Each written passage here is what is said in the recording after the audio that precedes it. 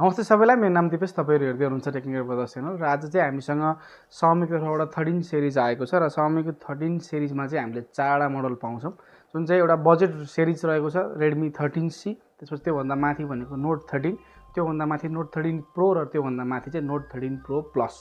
र आज चाहिँ हामी Note 13 को अनबक्सिङ गर्न गइरहेको छौँ। यसको प्राइस एन्ड भेरिएन्टको बारेमा तपाईँहरूलाई भन्ने छौँ। त्योभन्दा अगाडि चाहिँ हामी यसको क्विक अनबक्सिङ गरौँ। हेरौँ बक्समा हामीले के पाउँछौँ।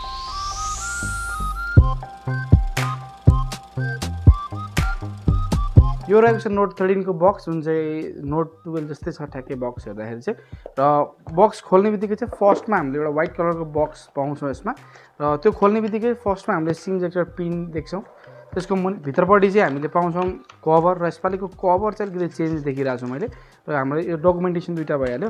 त्यसपछिबाट भित्रपट्टि हामीले पाउँछौँ यसपालिको यसपालि चाहिँ अलिकति फरक छ कभर, सिलिकन कभर दिएको छ कम्पनीले। पहिले चाहिँ हामीले नर्मली ट्रान्सपेरेन्ट कभर पाउँथ्यौँ भने अलिकति कभरको क्वालिटी चेन्ज गरिदिएको छ। त्योभन्दा मुनिपट्टि चाहिँ हामीले फोन पाउँछौँ, जुन चाहिँ मसँग भएको चाहिँ ब्ल्याक कलरको रहेको छ, र पछाडिपट्टिको डिजाइन एकदमै ग्लसी डिजाइन भएको कारणले गर्दाखेरि चाहिँ साइनी छ पछाडिको डिजाइन। र त्यसको मुनिपट्टि पाउँछौँ हामीले एउटा 33 वाटको एडाप्टर, जुन चाहिँ USB एडाप्टर रहेको छ।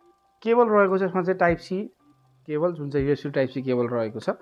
र सबै कुरालाई साइडमा राखेर हामी फोनतर्फ लाग्छौँ र फोनलाई गर्छौँ बुट। र बुट गर्नुभन्दा अगाडि यसको पोर्सन बटनको कुरा गर्नुपर्दा यसको हामीले मुनिपट्टि पाउँछौँ टाइप सी पोर्ट, त्यसको साइडमा चाहिँ स्पिकर ग्रिल, र अर्को साइडपट्टि हेर्ने हो भने चाहिँ सिम ट्रे पाउँछौँ। यसमा चाहिँ हामीले हाइब्रिड सिम स्लट पाउँछौँ, तपाईँको ड्युल सिम पनि लाग्छ र एउटा SD कार्ड चाहिँ लाग्छ। तर SD कार्ड लाउने बेलामा चाहिँ हामीले एउटा सिम चाहिँ झिक्नुपर्ने हुन्छ। यो फोनको चाहिँ राइट साइडपट्टि हामीले पावर बटन पाउँछौँ, त्यसको माथिपट्टि चाहिँ volume up and down button पाउँछौँ होइन। यसपालि चाहिँ पावर बटन माथि नै फिङ्गरप्रिन्ट सेन्सर राखिदिएको छैन, किनभने यसपालि चाहिँ हामीले डिस्प्लेमा फिङ्गरप्रिन्ट पाउँछौँ, जुन चाहिँ एकदमै राम्रो छ। अपग्रेड भन्नुपर्छ Redmi Note 12 को कम्पेरिजनमा चाहिँ हामीले Note 13 मा एउटा अपग्रेड पाउने भनेको चाहिँ जुन इन डिस्प्ले फिङ्गरप्रिन्ट रहेको छ। र माथिपट्टि हेर्ने हो भने चाहिँ स्पिकर पाउँछौँ, जो ड्युल स्टेरियो स्पिकर पायौँ हामीले यसमा। र यसमा अर्को रहेको छ आयर ब्लास्टर, त्यसपछि एउटा साइडमा रहेको छ सेकेन्डरी माइक्रोफोन, र अर्को साइडपट्टि चाहिँ हामीले पाउँछौँ 3.5mm हेडफोन ज्याक। र राइट साइडपट्टि चाहिँ पुरै क्लिन छ, र पछाडिपट्टिको डिजाइन हेर्दाखेरि चाहिँ अलिकति डिफ्रेन्ट छ डिजाइन चाहिँ। जो Note 12 को कम्पेरिजनमा Note 13 को डिजाइन चाहिँ चेन्ज देख्छु मैले चाहिँ। झट्ट हेर्दाखेरि चाहिँ Redmi 12 जस्तो देखिन्छ पछाडिको ग्लसी डिजाइनको कारणले गर्दाखेरि, तर साइजमा चाहिँ चेन्ज छ। यो कुनै पनि Note 12 र Redmi 12 जस्तो टल पनि छैन र Note 12 जस्तो फुच्चे पनि छैन, ठिक्क साइज छ, एकदमै राम्रो छ साइज, एकदम कम्फर्टेबल टाइपको साइज छ होइन। र यो फोनको चाहिँ डिस्प्लेको कुरा गर्नुपर्दा चाहिँ यसमा चाहिँ हामीले 6.78 इन्चको FHD प्लसको AMOLED डिस्प्ले पाउँछौँ, 120 हर्ट्जको रिफ्रेस रेट पनि पाउँछौँ भने यसमा हामीले 490 को PPI पाउँछौँ, जुन चाहिँ डिस्प्ले क्वालिटीलाई एकदमै राम्रो बनाउँछ। र यसको 89.6% स्क्रिन टु बडी रेसियो, त्यसले गर्दाखेरि चाहिँ यसपालिको यो फोन चाहिँ एकदमै बेजल्सहरू चाहिँ सानो देखिन्छ। Note 12 को कम्पेयरमा चाहिँ यसको बेजल्सहरू एकदमै मिनिमम छ, त्यो कुरा चाहिँ मलाई राम्रो लाग्यो। र यो फोनको चाहिँ ब्याट्री 5000 mAh को रहेको छ। यसमा 33 वाटको वायर्ड फास्ट चार्जर दिएको छ। क्यामेरामा पनि हामीले Note 12 को कम्पेयरमा अपग्रेड देख्न सक्छौँ। यसमा चाहिँ मेन सेन्सर 108 मेगापिक्सलको रहेको छ, 8 मेगापिक्सलको अल्ट्रा वाइड पनि दिएको छ, र 2 मेगापिक्सलको चाहिँ हामीले म्याक्रो पाउँछौँ, र फ्रन्टमा चाहिँ हामीले 16 मेगापिक्सलको फ्रन्ट क्यामेरा पाउँछौँ।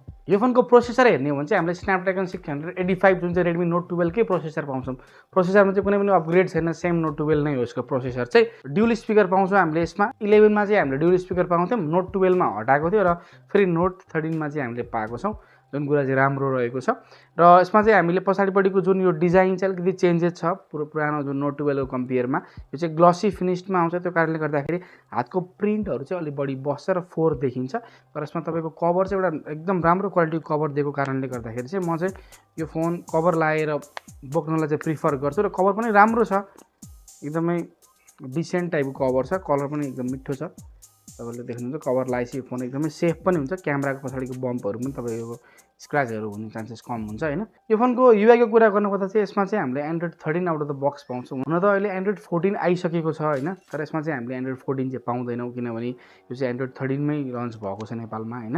यसको तपाईँको MI UI पनि यसमा हामीले नयाँ भर्जन पाउँछौँ, जुन चाहिँ 14.0.3 रहेको छ। यसमा अलिकति नराम्रो लाग्ने भनेको चाहिँ धेरै एक्स्ट्रा एप्लिकेसनहरू ब्लटवेयरहरू धेरै देख्छौँ, त्यो एउटा नराम्रो। अरू भनेको सबै कुरा ठिक छ यसको युआईमा, त्यस्तो इस्युहरू केही पनि छैन। Xiaomi HyperOS को पनि यसमा आउने कुरा थियो, तर यसमा चाहिँ Xiaomi को HyperOS चाहिँ दिएको छैन अहिले चाहिँ। नेक्स्ट अपडेटमा चाहिँ अपडेटको थ्रुबाट HyperOS मा ट्रान्सफर हुन्छ होला सायद यो MI UI चाहिँ। अब हेरौँ के हुन्छ। HyperOS आएपछि हामी तपाईँहरूलाई अपडेट गरिदिनेछौँ। नेटवर्क चाहिँ हामीले 4G सम्म मात्र चलाउन पाउँछौँ। यसमा चाहिँ 5G अपडेट चाहिँ आएको छैन, जुन चाहिँ यो स्न्यापड्रागन 685 ले चाहिँ 5G सपोर्ट गर्दैन, त्यो कारणले गर्दाखेरि यसलाई चाहिँ हामीले 5G चाहिँ चलाउन मिल्दैन यो फोनमा। र त्योभन्दा बाहेक अरू सबै कुरा यसको राम्रो नै छ। र प्राइस एन्ड भेरिएन्टको कुरा गर्नुपर्दा चाहिँ यसमा चाहिँ हामीले दुईवटा भेरिएन्ट पाउँछौँ नेपाल मार्केटमा। एउटा रहेको छ 6GB ऱ्याम 128GB भेरिएन्ट, जुन चाहिँ प्राइस सेम नोट 12 कै रहेको छ, जुन चाहिँ 25,000 प्राइस रहेको छ। अर्को रहेको छ 8GB ऱ्याम 256GB भेरिएन्ट, त्यसको चाहिँ प्राइस हेर्ने हो भने 28,000 रहेको छ। यसमा चाहिँ हामीले चारवटा कलर पाउँछौँ ग्लोबल मार्केटमा चाहिँ। एउटा तपाईँको ब्ल्याक रहेको छ, एउटा चाहिँ तपाईँको मिन्ट ग्रिन भइहाल्यो, एउटा तपाईँको ओसियन ब्लू, अर्को तपाईँको सनसेट अरेन्ज जुन चाहिँ गोल्डन टाइपको कलर रहेको छ।